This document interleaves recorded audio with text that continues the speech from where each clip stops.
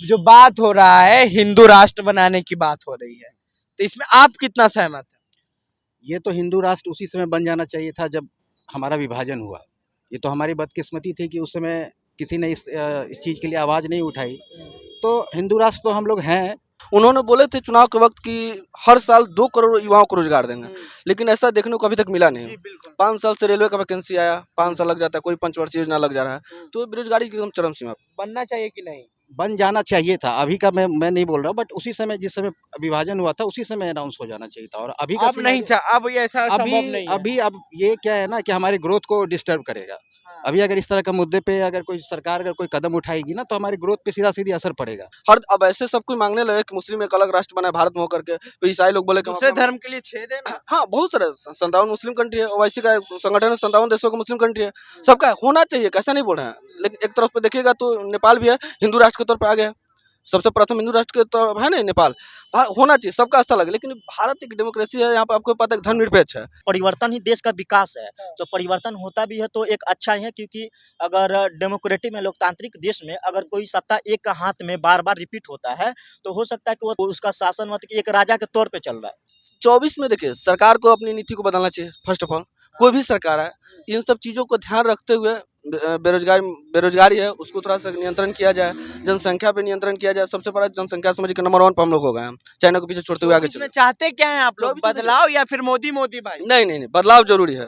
देश को अगर बदलना है तो बदलाव जरूरी है। तो ये जो नौकरी वाली समस्या है ये हमारे देश में आज से नहीं पिछले 15-20 साल से हो रही है, क्योंकि हमारे जो युवा हैं वो केवल डिग्री लेने के पीछे भाग रहे हैं, ना कि स्किल्ड होने के पीछे भाग रहे हैं। क्योंकि देश में बेरोजगारी बढ़ने के यही कारण है, क्योंकि जनसंख्या हमारे कंट्रोल में नहीं है। तो हर एक साल देश में अगर आप आकलन करेंगे तो 40 से 50 लाख के अराउंड सिर्फ बिहार में ग्रेजुएट होकर निकलते हैं।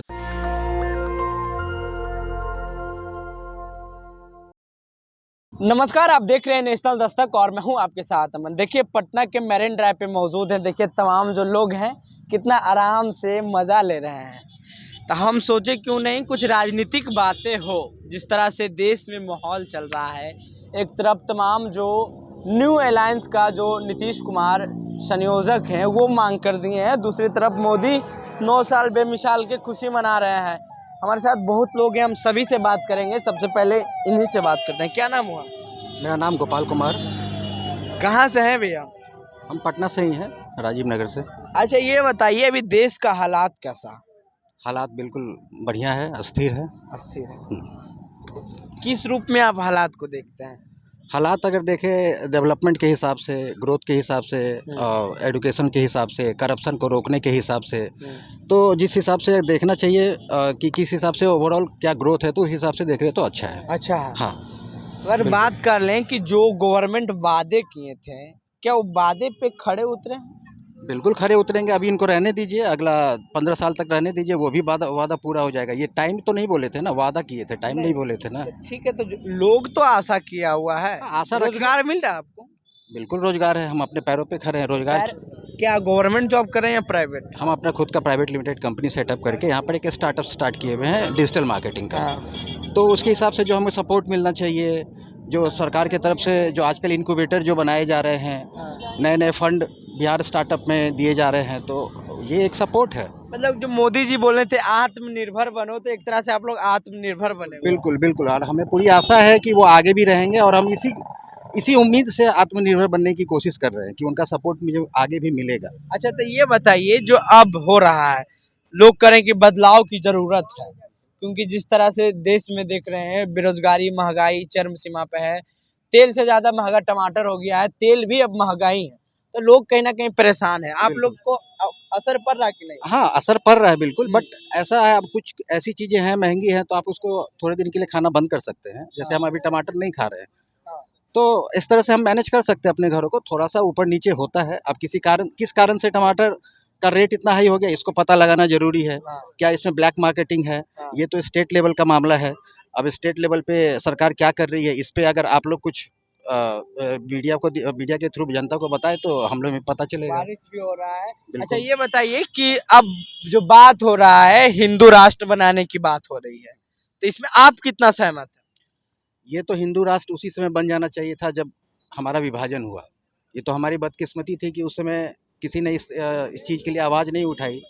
तो हिंदू राष्ट्र तो हम लोग हैं, बट फिर भी मतलब हम लोग सब एक साथ रह सकते हैं, ऐसा कुछ नहीं है, सबको समान मतलब अधिकार ये है। सही है कि गलत, बनना चाहिए कि नहीं? बन जाना चाहिए था, अभी का मैं नहीं बोल रहा हूँ, बट उसी समय जिस समय विभाजन हुआ था उसी समय अनाउंस हो जाना चाहिए था। और अभी का अब नहीं सिनेरियो अब ये ऐसा संभव नहीं है। अब ये क्या है ना कि हमारी ग्रोथ को डिस्टर्ब करेगा। हाँ, अभी अगर इस तरह का मुद्दे पे अगर कोई सरकार अगर कोई कदम उठाएगी ना, तो हमारी ग्रोथ पे सीधा-सीधी असर पड़ेगा। हाँ, खामखा लोग उलझ जाएँगे, दंगा होगा, इसको कंट्रोल करने में हमारा इकोनॉमिक व्यवस्था हो सकता है कि कुछ दिन के लिए रुक जाए, तो बहुत सारा नुकसान होगा। ये जो रोज़गार देख रहे हैं, कोई नहीं आएगा, बाहर नहीं निकलेगा, तो ये सब थोड़ा-सा नहीं होना चाहिए, अब नहीं होना चाहिए, हाँ। अब नहीं होना चाहिए। चलिए फिर बात करेंगे। क्या नाम है? मेरा नाम संजय तिवारी हुआ। मोदी सरकार से कितना खुश हैं आप? देखिए, मोदी सरकार का बात हुआ है कि देश के लिए ठीक है, उनका विदेश नीति थोड़ा बेटर है। लेकिन जो देश में अपना जो महँगाई है, एक चरम सीमा पे है। महँगाई के साथ-साथ बेरोज़गारी भी एकदम चरम सीमा पे है। उन्होंने बोले थे चुनाव के वक़्त कि हर साल 2 करोड़ युवाओं को रोज़गार देंगे, लेकिन ऐसा देखने को अभी तक मिला नहीं। जी, बिल्कुल। 5 साल से रेलवे का वैकेंसी आया, 5 साल लग जाता है, कोई पंचवर्षीय योजना लग जा रहा है। तो बेरोज़गारी की एकदम चरम सीमा पे है। और अब बिहार का भी वही स्थिति है। देख रहे हैं बिहार में राजनीति के उलट-फेर हो रही है, बस और कुछ है नहीं। दिन पर दिन देख रहे हैं कि ये पुल गिर गया, तो यहाँ पुल गिर गया, बहुत सारी बातें हो रही है। ठीक है। आपने बोला कि जो 2 करोड़ रोजगार का हर साल वादा किए थे मोदी जी, वो नहीं दिया। 15 लाख का भी वादा किए थे। हाँ, ये किए थे। मिला? नहीं, वो भी नहीं मिला। वो एक बात ये भी बोले थे कि विदेशों से जो काला धन है वो लाया जाएगा। हाँ, बिल्कुल। स्विस बैंक से लाया जाएगा और सभी मतलब जो भी गरीब लोग हैं उनमें दिया जाएगा 15 लाख। हाँ। लेकिन ये नहीं मिला। एक तो अलग मुद्दा होगा कि ऐसा पॉसिबल भी नहीं है कि सबको 15 लाख दिया जाए। लेकिन ऐसा नहीं है कि मतलब कि देश को जो है ना चरम सीमा पे बेरोजगारी के दर पे लेके चले जा रहे हैं। महंगाई अलग है। हम लोग का एक है कि मोदी जी का एक अच्छा निर्णय रहा कि 370 हटाए। धारा 370 हटाया, जम्मू कश्मीर को थोड़ा ये सब वाकया उनका सही था। विदेश नीति सही था। विदेश अच्छा, नीति सही ये होगा। जो कह रहे हैं कि हिंदू राष्ट्र बनेगा, तो इस तरह का ठीक है या गलत? देखिए, सबका सोच अपना-अपना है, सबका आस्था अपना-अपना है। एक तरह से सोच रहे हैं, उनका एक अलग अपना सोच है। अब ऐसे सब कोई मांगने लगे कि मुस्लिम एक अलग राष्ट्र बनाए भारत में होकर के, तो ईसाई लोग बोले कि हम दूसरे अपना धर्म के लिए छेद है ना? हाँ, बहुत सारे 57 मुस्लिम कंट्री है, ओआईसी का एक संगठन है, 57 देशों का मुस्लिम कंट्री है। सबका होना चाहिए, कैसा नहीं बोल रहे हैं। लेकिन एक तरफ पे देखिएगा तो नेपाल भी है, हिंदू राष्ट्र के तौर पे आ गया है। सबसे प्रथम हिंदू राष्ट्र के तौर है ना नेपाल। होना चाहिए, सबका आस्था अलग है, लेकिन भारत एक डेमोक्रेसी है, यहाँ पे आपको पता है कि धर्मनिरपेक्ष है। किसी एक धर्म से नहीं चलेगा। नहीं हो सकता है, सबको मिला धर्म जिस दिन एक पर अगर हुआ, कोई एक धर्म का, देश विकास नहीं करेगा, इतना अच्छा। अच्छा, ये बताइए कि अब तो आप 2 चीज़ बोले कि 15 लाख रुपया नहीं दिए, हर साल 2 करोड़ युवाओं को रोजगार नहीं दिए। तब ये सब का बदला कैसे होगा? 24 में क्या होना चाहिए? 24 में देखिए सरकार को अपनी नीति को बदलना चाहिए। फर्स्ट ऑफ ऑल कोई भी सरकार है, इन सब चीज़ों को ध्यान रखते हुए बेरोजगारी है उसको थोड़ा सा नियंत्रण किया जाए, जनसंख्या पे नियंत्रण किया जाए। सबसे बड़ा जनसंख्या समझ के नंबर 1 पे हम लोग हो गए हैं, चाइना को पीछे छोड़ते हुए आगे इसमें चले। चाहते क्या हैं आप लोग? 24 में देखिए- बदलाव या फिर मोदी भाई? नहीं, बदलाव जरूरी है। बदलाव देश को अगर जरूरी बदलना है तो बदलाव जरूरी है। ऐसा नहीं कि मोदी जी रहा है उससे कोई दिक्कत नहीं, लेकिन हाँ बदलाव होना जरूरी है। कोई बदलाव। सरकार कोई भी रहे, लेकिन देश को आगे ले जाना है सबसे चलिए, पहले। ठीक। आप क्या चाहते हैं 24 में? जो ये बोले वही हम भी चाहते हैं। मतलब बदलना चाहते हैं? हम तो बदलना चाहते हैं। क्या है? मोदी जी बोलते हैं कि बस ये करना है वो करना है, वो कुछ होता नहीं है। एक बार राहुल गांधी को चांस दिया जाए। राहुल गांधी को। यस, अब बिहार से नीतीश चाचा हैं, ये तो गर्व की बात है, इनको क्यों नहीं? ये तो पलटू चाचा है, नीतीश चाचा नहीं है, हाँ, इसलिए तेजस्वी का भी सरकार बनेगा। तेजस्वी का सरकार। हम्म। सरकार किस सरकार पर? मतलब आप भी चाहते हैं कि मोदी जी अब 24 में इस्तीफा मतलब हट जाए, हट जाए। है ना? मोदी को रहने से हम लोग को बहुत महंगाई बढ़ा हुआ है। अच्छा, जो मतलब कि हम मोदी को बदलना बहुत ज़रूरी है। टोटल सामान महंगाई बढ़ता जा रहा है, जिससे बहुत परेशानी हो रहा है आदमी को। मतलब सब आदमी लग रहा है कि अब कमाने इतना महंगाई हो गया है कि मतलब 8,000 सैलरी है और 10,000 खर्चा है, तो आदमी कहाँ से क्या करेगा। कि बदलाव की बात करें और हमारे और आपके चाहने से बदलाव नहीं होगा। बिल्कुल। पूरा भारत की जनसंख्या लगभग 1.5 अरब जनसंख्या है, तो वो लोग पूरा भारत की जनता तय करेगी कि किसकी सरकार बनेगी या किसकी नहीं बनेगी।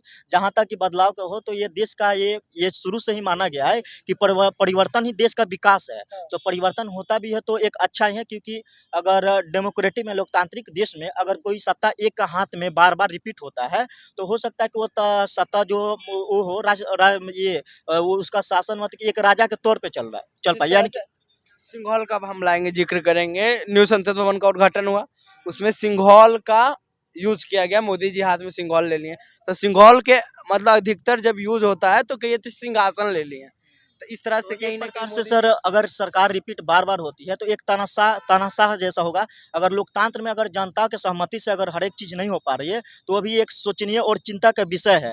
तो हम ये चाहते हैं कि देश में रिपीट के बजाय एक बार फिर से परिवर्तन हो और कोई भी सरकार हो, या कांग्रेस की हो या बीजेपी की हो या अन्य पार्टी का हो, जो भी हो मतलब कि एक मूलभूत चीज़ों पे काम करे और बेसिक नीड पे उठाए। बल्कि कोई भी मुद्दा हो तो ये मत कि फ्री का रेवड़ी पर ना चले, बजाय कि उस पे काम किया जाए। मान लेते हैं कि फ्री के रेवड़ी पे भी काफ़ी ज़्यादा ये नुकसान होता है कि देश के विकास पे, हमेशा देश के विकास पे सोचा जाना चाहिए।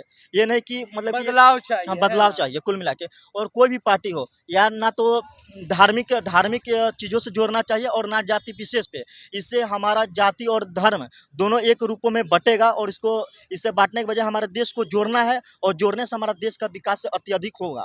और हमारा देश अगर विकास करेगा तो हमारा देश हो सकता है कि पूरा विश्व में एक छवि एक पहला नंबर 1 पे भी आ सकता है। अभी जो मौजूदा सरकार है वो काफ़ी लॉन्ग विजन के साथ काम कर रहा है, और जो लोग पढ़े लिखे हैं, शिक्षित हैं, वो लोग अच्छे से इस विज़न को समझ पा रहे हैं। जैसे कि हम इंफ्रास्ट्रक्चर की बात करें, या फिर इकोनॉमी की बात करें, या फिर एम्प्लॉयमेंट की बात करें, या फिर हम बात करें कि देश में कैसे स्टार्टअप को बढ़ावा दिया जा रहा है। तो तो जनता को भलाई नहीं ना हो रहा है, जैसे आम जनों की बात कर ले, इन लोग क्या करेंगे? इन लोग नौकरी चाह रहे हैं।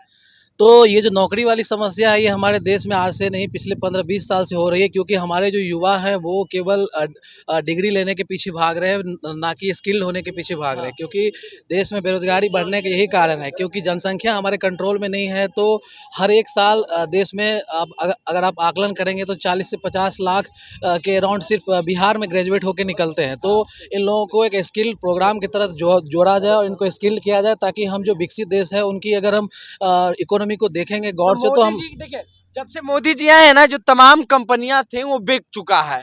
अब कितना हो गया, जो 9 प्रधानमंत्री थे वो उतना पैसा नहीं ले लिए हैं, जो खुद एक मोदी जी 9 साल में लगभग 100 कितना तो ले चुके हैं, हमें भी नहीं डाटा पता है।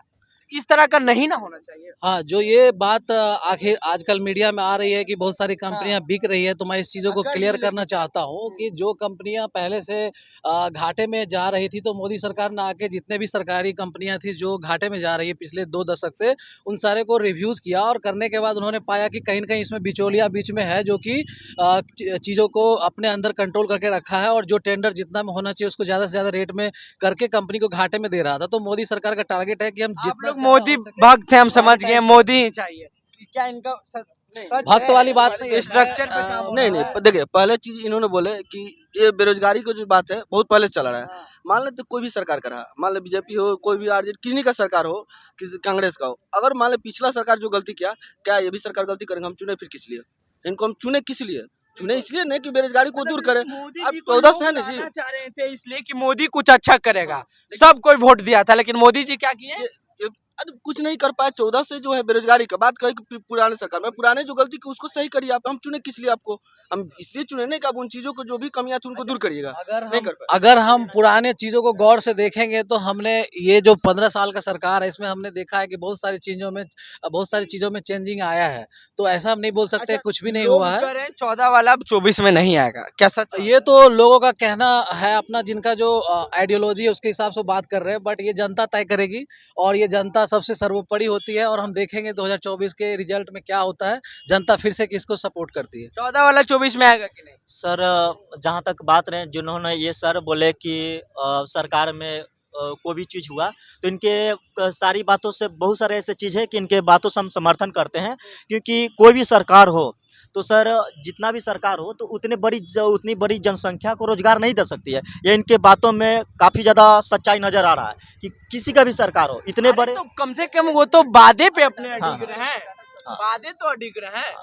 ये तो आपको देखिए, आप मानिए आप इनकी सरकार है अभी, ये अच्छा काम नहीं किए इसलिए आपको चुना गया, तो आप वही काम करेंगे जो ये करके गए? सर, रोजगार का मतलब एक सरकारी रोजगार नहीं होता है सर। तो हल तो समझिएगा ना, वही हल वही आपको बात को हम आपको समझाना चाह रहे हैं कि देखिए, जो हम लोग रोजगार की बात करते हैं एक सरकारी जॉब से तुलना करते हैं। अच्छा ठीक है, आप चाहते हैं वही 14 वाला 24 में आए? नहीं है। 24 के बाद आप नहीं क्यों था। जो अथी पढ़ जैसे रहे कि थे कि जब 24 कहते हैं कि सरकारी जो थी, मतलब कि जॉब अथी जॉब नहीं होता है, मतलब कुछ भी करके, तब क्यों पढ़ने जा रहे हैं? बिजनेस कीजिए।